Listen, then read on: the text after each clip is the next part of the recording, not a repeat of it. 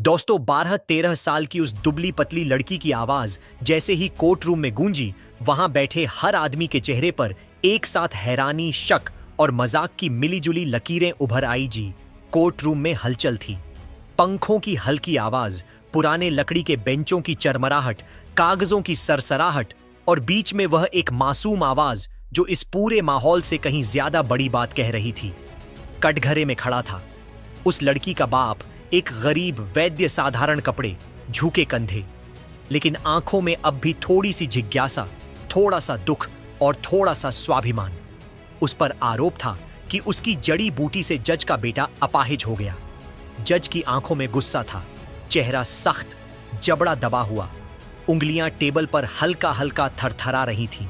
उनका बेटा सामने की पंक्ति में व्हील चेयर पर बैठा था, दोनों पैर डीले, सुन्न, टांगों पर मोटा कंबल, ताकि लोगों की दया भरी नजरें ज्यादा देर टिकी ना रहे। कोर्ट स्टेनोग्राफर के हाथ मशीन पर चल रहे थे, वकील फाइलों के पन्ने पलट रहे थे, लेकिन उस लड़की के शब्दों के बाद जैसे सब कुछ धीमा पड़ गया। कुछ लोगों ने एक दूसरे की तरफ देखा, कुछ हंस दिए, किसी ने फुसफुसाकर कहा, "ये क्या बोल रही है?" लेकिन जज हंसे नहीं, क्योंकि उनके पास अब कोई उम्मीद नहीं बची थी। डॉक्टरों ने कह दिया था, स्पाइनल कॉर्ड डैमेज, बहुत कम चांस है कि यह कभी अपने पैरों पर खड़ा हो पाएगा। फिजियोथेरेपी, ट्रीटमेंट, शहर के बड़े बड़े अस्पताल, देश के बड़े बड़े डॉक्टर, विदेशी रिपोर्टें, सबका आखिर में एक ही वाक्य होता, "हम कोशिश कर सकते हैं, गारंटी नहीं दे सकते।" और इसी बीच किसी ने उंगली उठा दी थी उस गरीब वैद्य पर। इसी की दी हुई जड़ी बूटी से लड़के की हालत खराब हुई। असली कहानी कोई नहीं जानता था, लेकिन आरोप इतना भारी था कि पूरा शहर मान बैठा, गरीब वैद्य ने गलती कर दी। सुबह के 11 बजे कोर्ट का दरवाजा खुला था। लोग खड़े हो गए। चेयर की खटपट, जूते की आवाज, फुसफुसाहट, सब एक साथ उठी। एक दुबली सी गरीब लड़की अंदर आई। कुर्ता हल्का सा मटमैला, चोटी में रिबन भी नहीं, पैरों में घिसी हुई चप्पल, हाथ में फटी सी थैली। आंखों में डर था, लेकिन आवाज में हिम्मत। उसने जज की ओर सीधा देखा, सीधा, बिना झिझक, और कहा, "मैं आपके बेटे को चलना सिखा सकती हूं सर, बस मेरे पापा को छोड़ दीजिए।" कोर्ट में बैठे बहुत से लोग ठहाका मारकर हंस पड़े। एक वकील, जो इससे पहले भी कई बार ताने मार चुका था, बोला, "मी लॉर्ड, ये लड़की जज साहब को बेवकूफ बना रही है।" दूसरा वकील, जो विपक्ष की तरफ था, हंसते हुए बोला, "जिसके बाप ने पैर खराब किए वही अब ठीक करेगी। ये तो फिल्म से भी ज्यादा ड्रामा हो गया।" मी लॉर्ड पिछली बेंच पर बैठे दो युवक मोबाइल पर मेम्स सोचने लगे। गरीब वैद्य की बेटी ने कोर्ट में यह कह दिया, लेकिन जज चुप रहे। उन्होंने अपने बेटे की तरफ देखा। व्हील चेयर पर बैठा, नीचे जमीन को घूरता हुआ लड़का, उसकी आंखों के नीचे काले घेरे, चेहरे पर खोखला सा सन्नाटा। जज के लिए कोर्ट रूम की सारी हंसी जैसे कहीं दूर जाती हुई आवाज लगने लगी। उन्होंने भारी आवाज में पूछा, "तुम्हारा नाम क्या है?" लड़की ने घबराकर दुपट्टे का कोना पकड़ा, फिर बस इतना कहा, "सृष्टि मी लॉर्ड, सृष्टि दीनानाथ।" कटघरे में खड़े वैद्य ने जैसे यह नाम सुनकर सांस रोक ली। उसकी आंखें भर आई, लेकिन उसने कुछ नहीं कहा।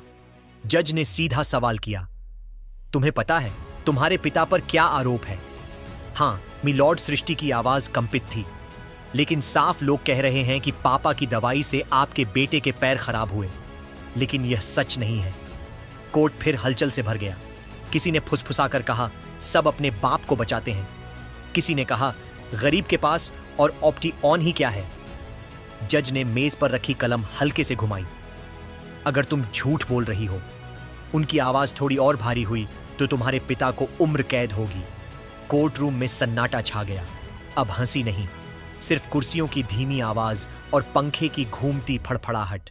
सृष्टि ने एक पल के लिए आंखें बंद की, जैसे खुद को स्टडी कर रही हो, फिर बोली, "मंजूर है मी लॉर्ड। अगर मैं झूठ बोल रही हूं तो जो सजा आप देना चाहें दीजिए, लेकिन अगर आपके बेटे के पैर में जरा भी जान आई तो समझिए मेरे पापा निर्दोष हैं।" असल में दीनानाथ, कटघरे में खड़ा वह गरीब वैद्य, सच में लोगों को जड़ी बूटियों से ठीक करता था। वह कोई झोला छाप नहीं था। उसके पास मेडिकल कॉलेज की डिग्री नहीं थी, लेकिन उसके पास पीढ़ियों का ज्ञान था। जंगलों से जड़ी बूटियां चुनकर उनसे लेप, काढ़ा, तेल, मलहम बनाना, यह सब उसने अपने पिता और दादा से सीखा था। गांव कस्बों में लोग उसे वैद्य जी कहते थे। कंधे पर छोटी सी थैली, उसमें बंधी सूखी जड़ें, पत्तियां, छोटी सी बोतलें। वह गरीबों से पैसे भी कम लेता था। कई बार तो मुफ्त में इलाज कर देता। दवाई से ज्यादा दुआ चलती है बेटा, वह सृष्टि से कहता था। लेकिन जज के कुछ पुराने दुश्मन थे। जज विक्रम सिंह सीधे साधे, सख्त लेकिन ईमानदार जज के नाम से जाने जाते थे। उन्होंने कई रसूखदार लोगों के खिलाफ सख्त फैसले दिए थे। कुछ नेताओं, कुछ बिल्डरों, कुछ माफिया टाइप लोग उनसे नफरत करते थे। इनमें से कुछ लोग बदला लेने का मौका ढूंढ रहे थे। उन्होंने प्लान बनाया।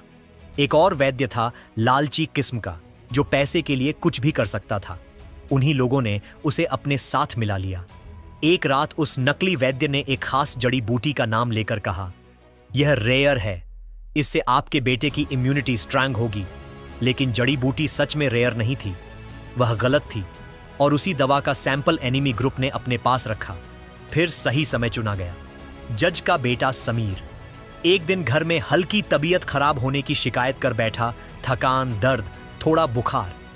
जज की पत्नी चिंतित हो गई। किसी ने सुझाव दिया, जज साहब एक वैद्य हैं, बहुत अच्छे जड़ी बूटी वाले, उन्हें बुला लेते हैं। घर के एक पुराने नौकर ने दीनानाथ का नाम लिया। वैद्य आया, उसने नाड़ी देखी, कुछ हल्की दवा दी, सिंपल काढ़ा, सामान्य बुखार के लिए।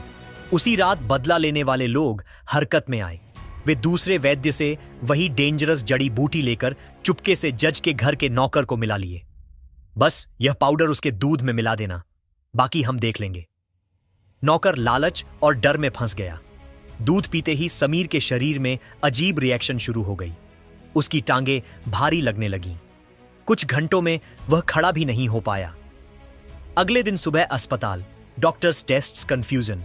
धीरे धीरे वर्डिक्ट आया, पैरालिसिस, और दोष किस पर डाला गया? उस गरीब वैद्य दीनानाथ पर, क्योंकि प्रीवियस डे वही घर आया था। क्योंकि सबसे आसान था किसी गरीब, बिना डिग्री वाले, बिना लॉबी वाले आदमी पर उंगली उठाना। अब वही केस कोर्ट में था। दीनानाथ ऑलमोस्ट डिक्लेयर्ड क्रिमिनल था। उस पर आईपीसी की कई धाराएं लगा दी गई, नेग्लिजेंस, पॉइजनिंग, ग्रीवस हर्ट। लेकिन उस दिन उसकी बेटी सृष्टि के शब्दों ने कहानी को नया मोड़ दे दिया। जज ने कुछ क्षण चुप रहने के बाद कहा, कोर्ट अभी कोई फैसला नहीं देगा। उन्होंने वकीलों की तरफ देखा। केस की अगली सुनवाई 1 महीने बाद होगी। फिर सृष्टि से बोले, तुम आज के बाद से मेरे घर आओगी, मेरे बेटे के साथ जो भी ट्रीटमेंट करना है करोगी। लेकिन अगर एक भी गलत हरकत की या हालत बिगड़ी तो समझ लो तुमने अपने पिता के लिए खुद सजा तय कर दी है। कोर्ट रूम में फिर से हलचल हुई। एक वकील ने कहा, मी लॉर्ड, यह लीगल नहीं है। जज ने स्टर्न नजर से उसे देखा। मैं प्रोसीजर जानता हूं, यह ट्रायल का हिस्सा होगा। मेडिकल रिपोर्ट्स कोर्ट में पेश होंगी। और हां, लड़की अकेली नहीं होगी, मेरे घर के डॉक्टर्स और एक कोर्ट अपॉइंटेड ऑब्जर्वर भी होंगे। सृष्टि ने बस सिर हिलाया। उसके सामने 2 जिंदगियां थीं, उसके पापा की और जज के बेटे की, और दोनों की डोर अब उसके हाथ में थी। अगले दिन सुबह से ही शहर के बड़े जज के घर के बाहर पुलिस की गाड़ियां थीं। अंदर डॉक्टर्स, नर्सेज, एक सीनियर फिजियोथेरेपिस्ट और कॉर्नर में क्वाइटली बैठी सृष्टि। समीर अपने कमरे में व्हील चेयर पर बैठा था। कमरे की दीवारों पर पुराने medals, certificates, photo, football, running, cycling. वह पहले बहुत एक्टिव बच्चा था, अब वही दीवारें उसके लिए यादों का भार थीं। सृष्टि धीरे से कमरे में गई। उसने बिना फॉर्मेलिटीज के सीधा कहा, भैया। समीर ने उसकी तरफ देखा। आवाज में इरिटेशन था। मैं तुमको जानता भी नहीं, भैया मत बोलो। सृष्टि मुस्कुराई नहीं, नाराज भी नहीं हुई, बस शांत स्वर में बोली, मुझे आपके पापा ने बुलाया है। मैं तुमको कैंसर आपके पापा ने बुलाया है और मैं यहां आपको फिर से खड़ा करने आई हूं। तो चाहे आप मुझे भैया कहिए, दीदी कहिए या सिर्फ तुम, फर्क नहीं पड़ता। समीर कुछ बोलने ही वाला था, फिर चुप हो गया।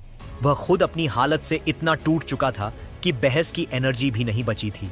सृष्टि ने उसकी टांगों की तरफ देखते हुए धीरे से पूछा, पैर में अभी कोई सेंसेशन है? अगर मैं हल्का सा दबाव दूं तो महसूस होता है। वो झुकी, उंगलियों से हल्का सा पैर दबाया। कुछ समीर ने कुछ पलों बाद कहा, बहुत हल्का, जैसे कोई दूर कहीं छू रहा हो। डॉक्टर, जो कॉर्नर से सब देख रहे थे, नोट्स बनाने लगे। सृष्टि ने पूछा, जो दवाई उस दिन पिलाई थी उसका टेस्ट कैसा था? वैसी कोई चीज आपने मेरे पापा से लेने के बाद कभी पी थी? समीर ने सिर हिलाया नहीं। तुम्हारे पापा ने सिर्फ कढ़ा दिया था, कड़वा था। लेकिन नॉर्मल? ये जो दूध दिया गया था रात को, उसका टेस्ट अजीब था। थोड़ा कसला और पीते ही अजीब गर्मी लगी थी। सृष्टि के दिमाग में पीसेस जुड़ने लगे। उसे अपने पापा के शब्द याद आए, किसी भी जड़ी का काम इतना इंस्टेंट नहीं होता कि घंटे भर में किसी को लाचार कर दे, जब तक कि उसमें कुछ और ना मिलाया गया हो। दिन रात सृष्टि समीर के पैरों पर लेप लगाती, जड़ी बूटी का काढ़ा तैयार करती, वैसा नहीं जैसा उसके पापा पर आरोप था, बल्कि केयरफुली मेजर्ड डॉक्यूमेंटेड डॉक्टर्स के सामने बनाया गया काढ़ा। वह उसके पैरों की मसाज करती, उंगलियां, घुटने, काफ मसल्स, सब पर हल्के हल्के दबाव। सबके सामने ओपन, धीरे धीरे समीर की टांगों में हल्की हलचल शुरू हुई। पहले अंगूठे में ट्विच, फिर उंगलियां थोड़ी मुड़ने लगीं। एक दिन उसने खुद कहा, आज थोड़ी झंझनाहट हुई। जज हर शाम कमरे के दरवाजे पर खड़े रहते, अंदर आते, बिना डिस्टर्ब किए देखते, फिर चुपचाप बाहर चले जाते। उनके चेहरे पर उम्मीद और गिल्ट दोनों लिखे थे। उम्मीद कि शायद उनका बेटा ठीक हो जाए, गिल्ट कि उन्होंने एक गरीब वैद्य को ऑलमोस्ट क्रिमिनल बना दिया था। एक रात जब सब सो गए थे, सृष्टि किचन में पानी लेने गई। वापस लौटते वक्त उसे हॉल के पास से 2 आवाजें आईं। 2 आदमी, एक जज के पुराने बिजनेस राइवल का आदमी, दूसरा वही घर का नौकर जिसने जड़ी मिलाई थी। सोचते थे कि सब सो गए हैं और अब वे फ्री हैं बात करने के लिए। वे हंसते हुए कह रहे थे, देखा कैसे एक गरीब वैद्य को फंसा दिया, सब उसकी जड़ी बूटी पर डाल दिया। असल जड़ी तो हमने मिलाई थी, मास्टर प्लान था हमारा।